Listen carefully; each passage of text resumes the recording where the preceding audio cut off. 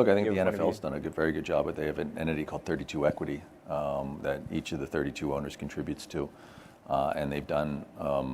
They've been very active, and we partner with them to create On Location. But look, I think this also goes back to the dynamic between the leagues and the teams. And I personally believe that the leagues, in and of themselves, right now, the leagues are portals for media deals.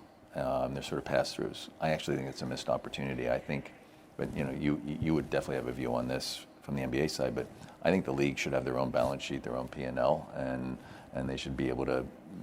But again, you got to figure out what the right balance is between that versus the teams, because there is a subtle tension between the teams who, these team valuations have escalated to such a degree that, I always joke that it's like Putin and the oligarchs, except in this case the oligarchs have taken over, right? And so what's the value of the league? But I do think there is a value that the league can importantly develop relative to the teams, where they can have a balance sheet, they can do investing that maybe the individual teams wouldn't do, but in aggregate, it helps put some of these investments. And look, Adam has done some of that in David Stern. They were early in China. People, many people complained when they invested in China, and China then became a large opportunity. Right. They invested in Europe, the games in Europe pretty early, money losing, but now yep. highly accretive. So I think Gerry's right that there's a place for that, and we ought to continue to go upward and onward. Look,